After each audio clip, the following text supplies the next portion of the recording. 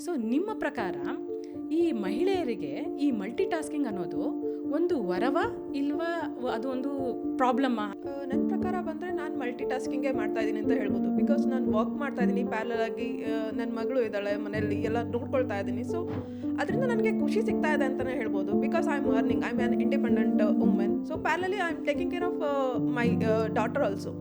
ಇದು ನನಗೆ ಅದು ಗಿಫ್ಟ್ ಅಂತಲೇ ಹೇಳ್ಕೊಬೋದು. ಸೊ ಇದರಿಂದ ನನಗೆ ಹ್ಯಾಪಿಯಾಗಿ ಲೈಫ್ ಲೀಡ್ ಮಾಡ್ತಾ ಇದ್ದೀನಿ. ಸೊ ದಟ್ ಮಲ್ಟಿ ಟಾಸ್ಕಿಂಗ್ ಅಂದರೆ ನಂಗೆ ಹೊರೆ ಅಂತ ಅನ್ನಿಸ್ತಾ ಇಲ್ಲ. ಸೊ ನಾನು I am enjoying that life actually.